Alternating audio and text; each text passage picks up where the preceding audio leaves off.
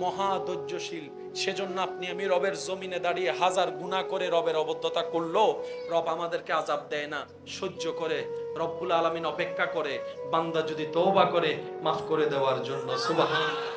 নবী রাহমাতুল লিল আলামিন বলে, জিবরাইল একটু শান্ত হও, একটু ধৈর্য ধরো, একটু অপেক্ষা করো। তারা তো চিনে নাই আমাকে, না চিনে মেরেছে। তারা তো বুঝে নাই, না বুঝে মেরেছে। আমি তাদের উপর কোনো কষ্ট রাখি নাই, আমি তাদেরকে মাফ করে দিয়েছি, আমি তাদেরকে মাফ করে দিয়েছি, আমি তাদেরকে মাফ করে দিয়েছি। আমার রব আমি নবী মুস্তাফাকে গজব বানাই পাঠায় নাই, কুল কায়নাতের জন্য রাহমাতুল লিল আলামিন করে পাঠিয়েছে। নবী ক্ষমা করছেন কাকে? যে পাথর মেরেছে। আপনার ভাইয়া কি আপনাকে পাথর মেরেছে? তো দেন না মাফ করে। আপনার চাচা যারা কি আপনাকে পাথর মেরেছে? দেন না ছেড়ে। আপনার স্ত্রী কি আপনাকে আঘাত করেছে, মাথা ফেটে দিয়েছে? বাদ দেন না, ছেড়ে দেন না, মাফ করে দেন না, মাফ করে। আপনি না নবী রাহমাতুল লিল আলামিনের উম্মত, এতদিন না পারলো অন্তত এখন দিয়ে দেন। এতদিন তো শয়তানে মাফ করাটা রবের পছন্দ, আপনি জানার পর আপনাকে মাফ করতে দেয় নাই, কারণ আপনি মাফ করলে রবের কাছ থেকে আপনি মাফ পেয়ে যাবেন। শয়তান সেটা চায় না আপনি মাফ করলে আপনার সম্মান বেড়ে যাবে। শয়তান সেটা চায় না আপনি মাফ করে দিলে আপনার জাহান্নাম বন্ধ হয়ে যাবে, জান্নাত দরজা খুলে যাবে। শয়তান সেটা চায় না আপনারা দুই ভাই এদিকে মিলে যাবেন, ওদিকে রহমত আপনাদেরকে কবুল করে নিবে।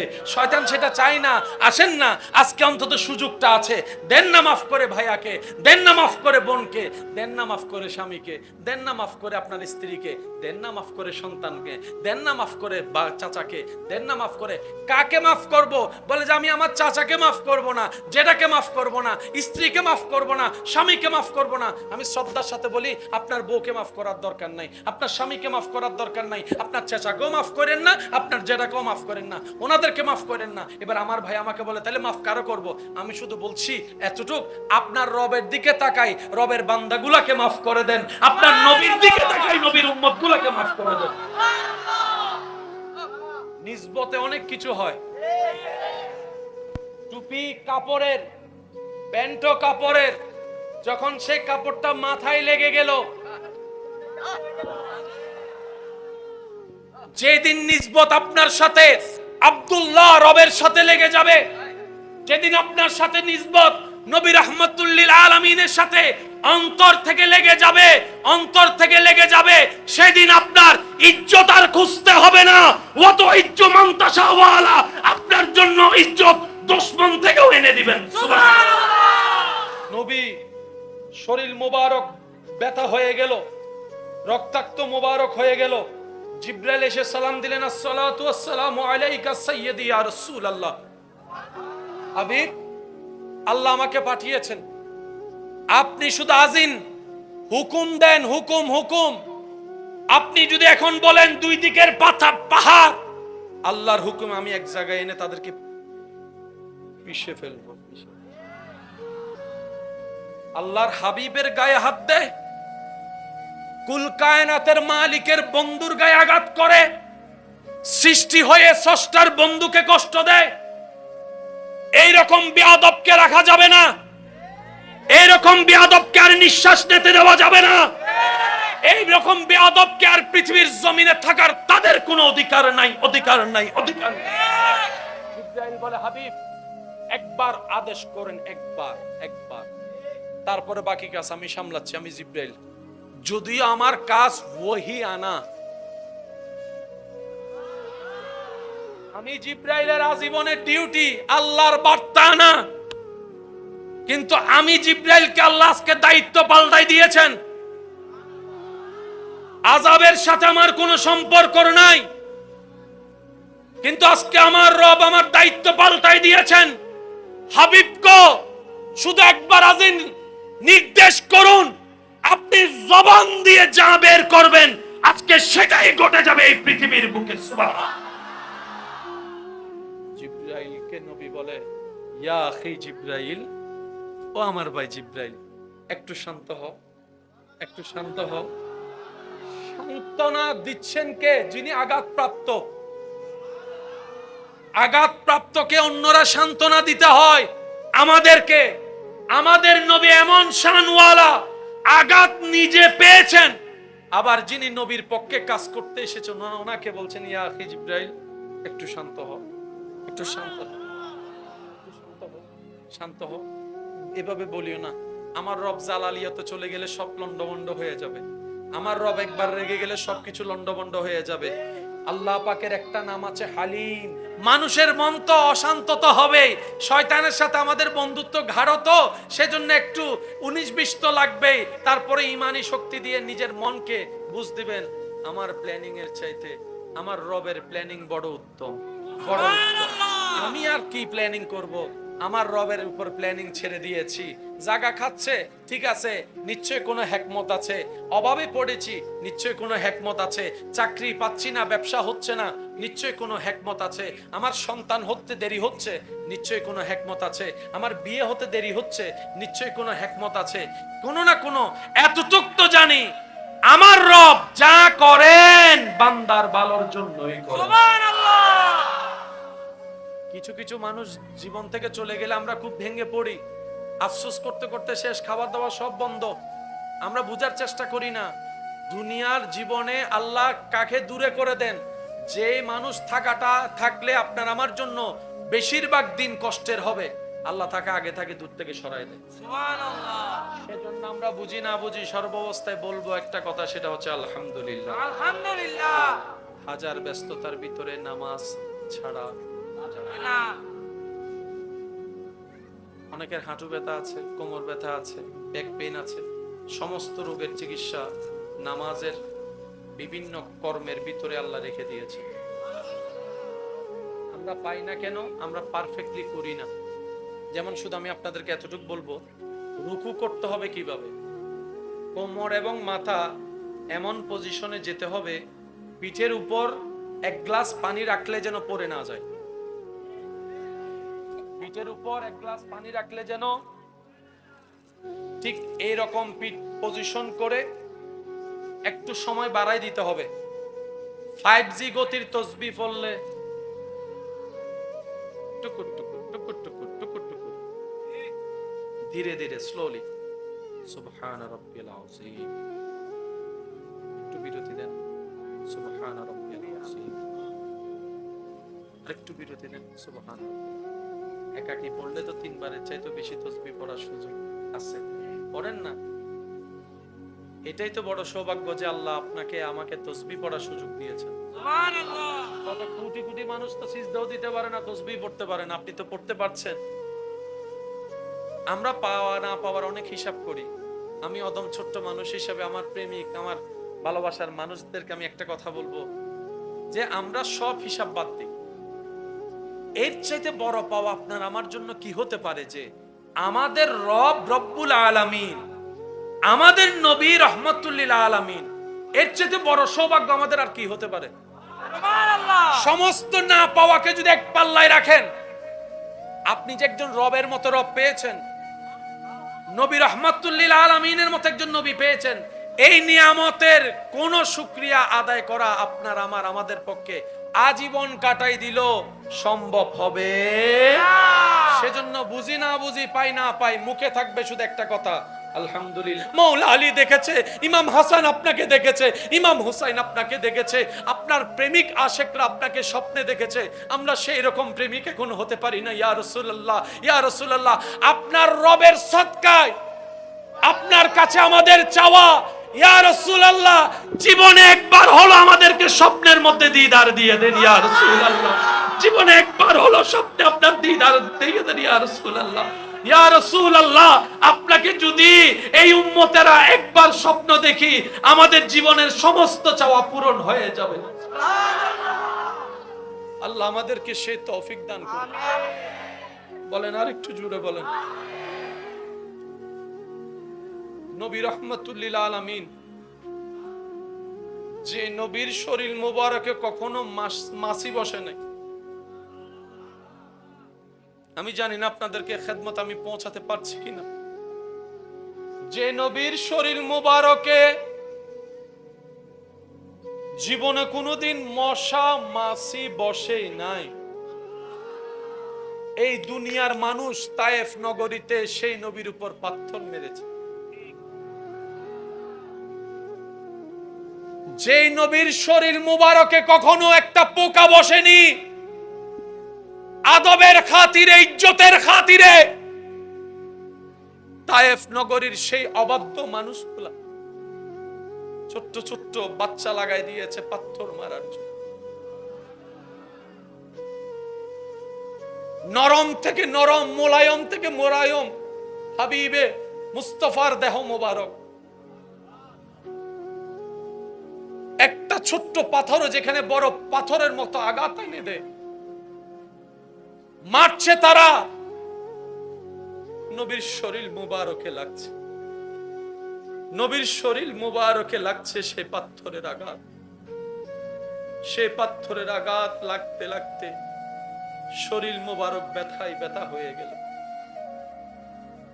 কিছু পাথর এসে পিঠ মুবারকে লাগে, কিছু পাথর এসে পা মুবারকে লাগে, কিছু পাথর এসে নবীজির কপাল মুবারক,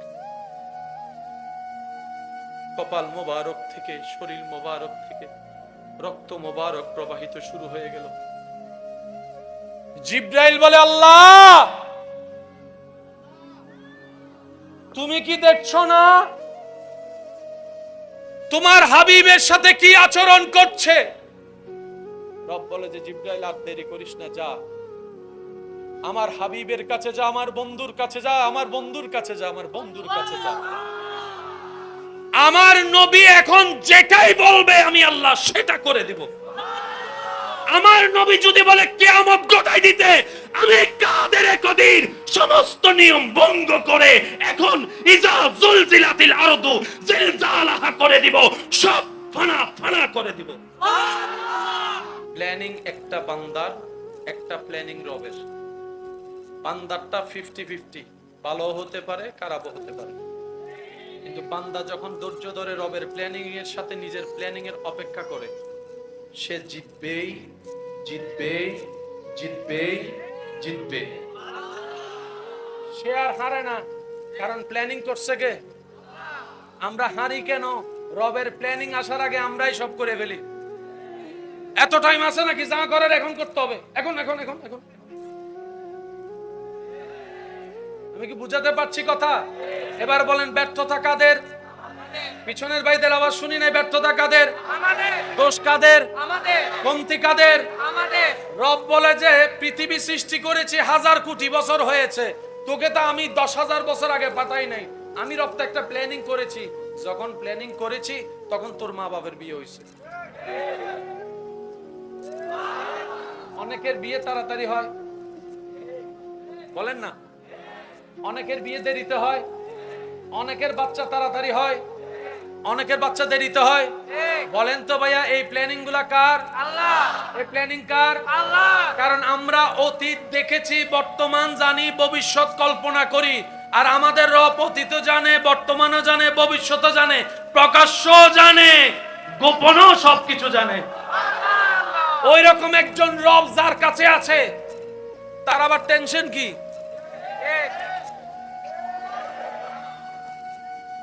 প্রশাসন চালায় এমন মানুষ যার বন্ধু, তার আবার টেনশন কি? এগুলো তো সবাই বলে। থানায় থানায় আমার মানুষ, আরে দরদ দিব। ঠিক আছে, ঠিক আছে। এবার সে বান্দা যখন ইন্ডিয়াতে গেছে, দুবাই গেছে, কিরে ভাই তোমারা তো দুবাই ধরে ফেললো, যে দেশে চিনে এটাই দেশ না। ক্ষমতা কতটুক? আমেরিকায় গিয়ে চিল্লাই কথা বলতে পারবে না, যার ক্ষমতা যেখানে তার পাওয়ার সেখানে। সেজন্য আল্লাহওয়ালারা দুনিয়াওয়ালার সাথে বন্ধুত্ব করে না, আল্লাহওয়ালারা দুনিয়ার পাওয়ার নেয় না, তারা উনার সাথে বন্ধুত্ব করে, ওই রবের সাথে বন্ধুত্ব করে যার ক্ষমতা আসমানে চলে, জমিনে চলে, সাগরে চলে, পাহাড়ে চলে, জান্নাতে চলে। কুল কায়নাতে যে রবের ক্ষমতা চলে, সেই রবের বন্ধু হয় বলে তাদের কথা সবাই শুনে। দুনিয়ার পাওয়ারফুলেরা চেয়ার যতক্ষণ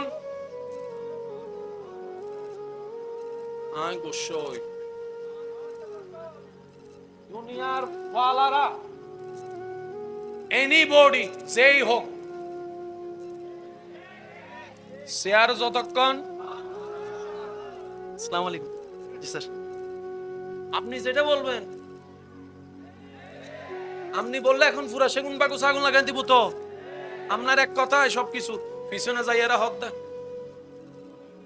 আরে সার দাহম পরের সব আল্লাহ হুল্লে হারা হই, আই হইলাম মাস্টার্স ফাস আর ইতল দি ক্লাস 4 ফাস, টিয়ার হারনে সার হই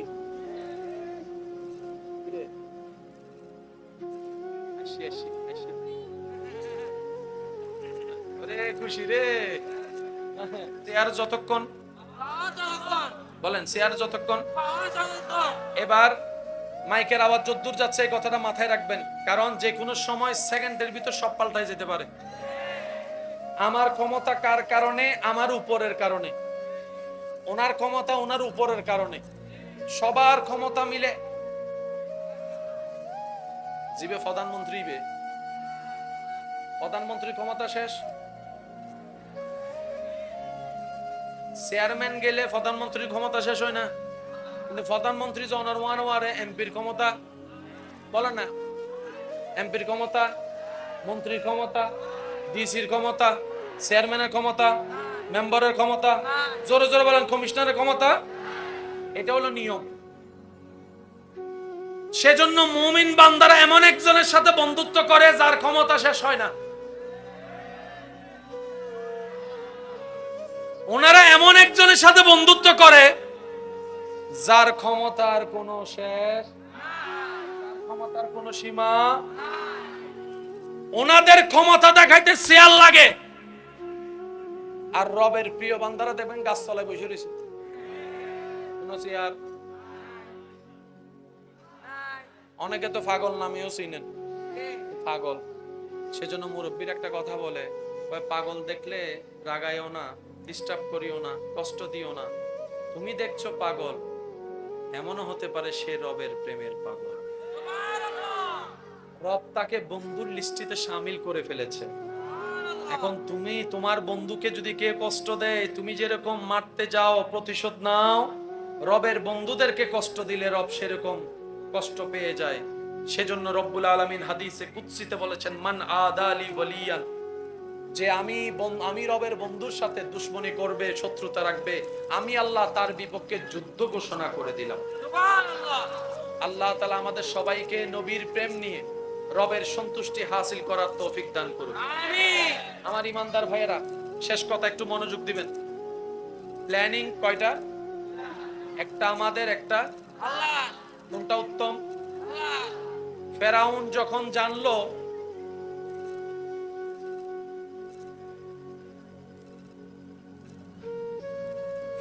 যখন জানলো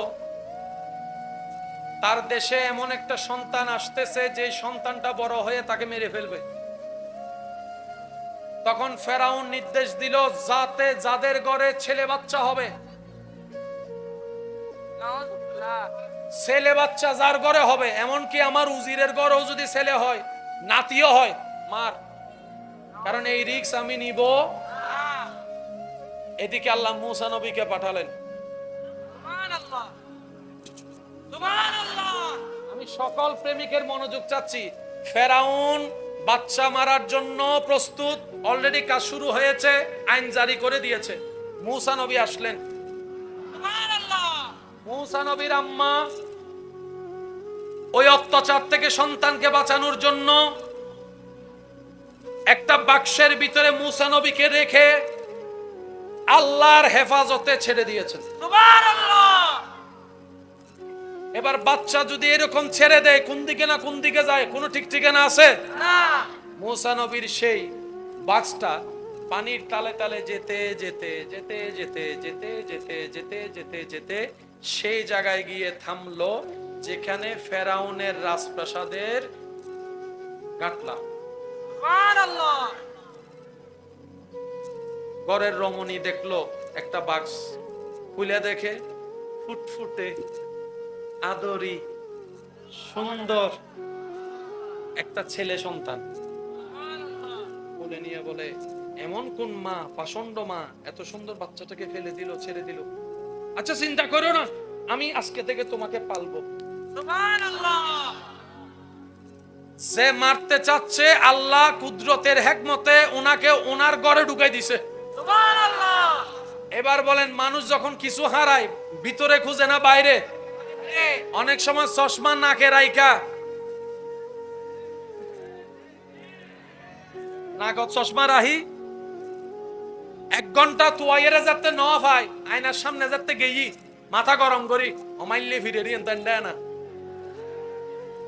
হয়, বলেন না হয়? অনেক সময় কানের উপর কলম রাইখা ওয়া মাইয়েরা তো 3-4 বার মারিয়ে দি, আর হলম মন্ডলে গিয়েছ, আর হলম আব্বাই হরম নো লই অতম বাদে হান বুঝে ওমা ঠিক আল্লাহ ঢুকাই দিছে। ফেরাউনে সব জায়গায় খুঁজে মারে, সব জায়গায় খুঁজে মারে, সব জায়গায় খুঁজে মারে। আল্লাহ হয় তোর ঘর, তোর ঘর। আল্লাহ মূসা নবীকে বড় করলেন দুশমনের ঘরে। সুবহানাল্লাহ, সুবহানাল্লাহ, জোরে বলুন সুবহানাল্লাহ। ফেরাউন যখন খবর পাইছে এরকম একটা বাচ্চা পাওয়া গেছে, ওনার সহধর্মণি এটাকে কবুল করছে, সেজন্য আর বিরোধিতা করে না। মূসা নবী যে ওরা মারবে ইঙ্গিত ছোটবেলায় দিয়ে দিয়েছিল কয়েকবার, কিন্তু সে বুঝার মতো জ্ঞান ছিল না। এবার বলেন, মা থেকে বাচ্চা আলাদা হওয়া এটা কি কেউ মেনে নিবে? না। কোন সুস্থ মানুষ মেনে নিবে? না। যতই অপরাধ হোক, যদি মা অপরাধও করে আইনের একটা ধারা আছে, বাচ্চাকে জেলখানার মধ্যে নিয়ে রাখতে পারবে, কমপক্ষে 5-6 বছর 7 বছর লালতে পালতে পারবে আলাদাভাবে। কোন মা যদি গর্ভবতী থাকে ফাঁসির আসামি, তাকে ফাঁসি দেওয়া যাবে। এবার ছোট বাচ্চা দুধ খাওয়ার জন্য একজন দুধ মা লাগবে নি? লাগবে। ফেরাউন না বলল, যত জনের বাচ্চা ডেলিভারি হইছে সবগুলাকে আনো। সেখানের ভিতর মূসা নবীর অরিজিনাল মাও আসছে। এবার ফেরাউন না বলে যে সাই বাচ্চারে দুধ খাওয়াও। ওই মা মূসা নবীর নিলেন, স্তন মুখে দেয়। মূসা নবী